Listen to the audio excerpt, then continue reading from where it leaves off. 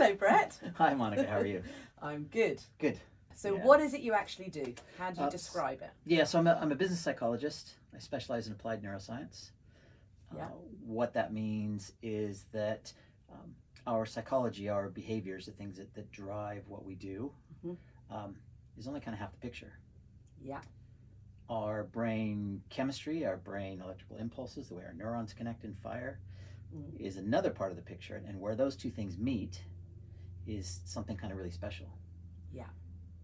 Figuring out how to harness that intersection, apply it to business, apply it to daily life, make people and organizations much more human. Yeah. That's what I'm all about. Brilliant. Love it. Okay, so with that in mind, neuroscience has come a long way. So could you tell us what has been the biggest change that you think you've seen? Oh, that's a great question. I think it's kind of a double-edged sword because neuroscience has become really trendy these days, particularly in business circles. Yeah. On the one hand, that's really great because people are starting to pay attention to the brain. On the other hand, sometimes that promotes neuromyths, right brain, left brain, learning styles, those sorts of things that that people have kind of attributed to neuroscience but aren't necessarily found in the research. Yeah. So I suppose when you think about what's been the biggest change, that's a really good question. I think exposing some of those neuromyths has been really great because we keep learning more and more stuff, and it undoes what we've learned before. Often, yeah, because a lot of sort of the neuromyths that I mentioned earlier, those kind of came out of early research, right? Yeah. Sometimes they came out of early researchers maybe creating hypotheses or making assumptions. Yeah. That later we found, those assumptions maybe aren't necessarily true according to latest research. We're probably still doing that, to be honest. Right? You think so? Yeah. So the more we learn, the more we can say, actually, this is a bit more nuanced than I thought it was. Yeah, and a bit more relevant. Yes, absolutely. I can actually use it. Yeah. So you've mentioned neuromyths. What would you say are the 3 top neuromyths that bother you the most? Probably there's this thing called the triune brain theory. Yeah. Where we have a lizard brain and a mammalian brain, neocortex. Fully guilty of saying, because that is an easy model to use to explain to people. But it's a neuromyth, so. Yeah, and for a long time I bought into that as well, right? Yeah. But you hear it all the time. In fact, I was watching a clip the other day on some late night talk show, and Matt Damon was on the talk show, and they were talking about Tom Cruise, and they were talking about his how Tom Cruise does all his own stunts, and Matt Damon was doing his own stunts. And one thing he said when he got really stressed, he says, "Yeah, I went full lizard brain, man." And so it's perpetuated to that level. Yeah. And everybody understands. Oh yeah, I get it. Yeah. We don't have lizard brains. Our brain didn't evolve in sort of chunks and segments the way that... We didn't start as a lizard, is what you're saying. No. But it's a language we're using. Yeah.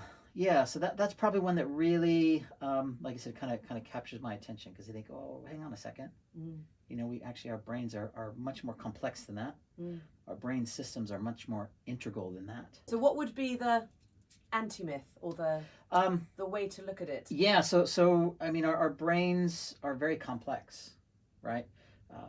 So what that model does is it does simplify.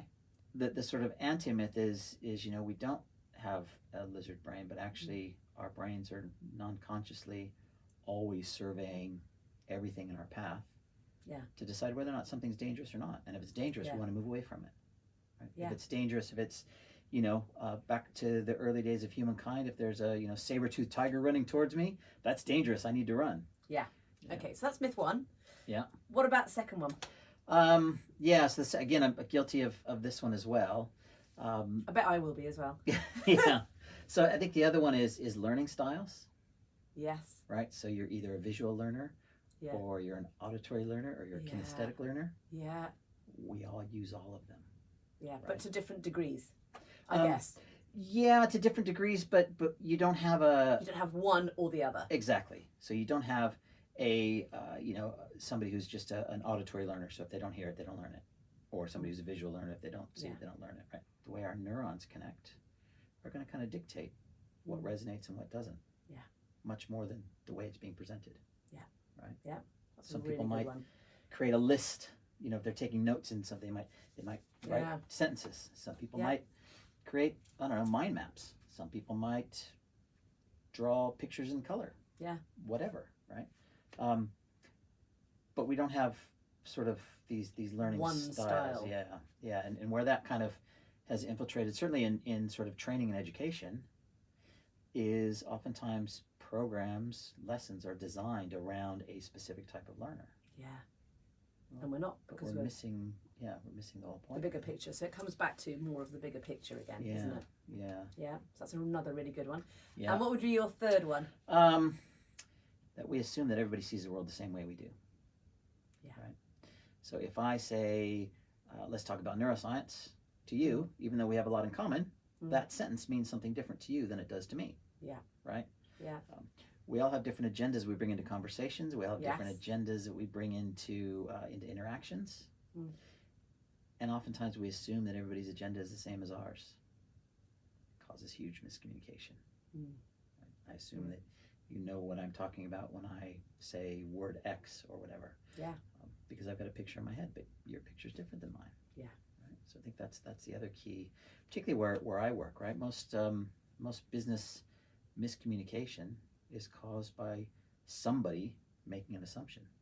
Because they just assume everybody thinks like they do. Yeah. Love it. Yeah. So that on neuromyths. Thank you, Bret. Till next time. Yes, indeed.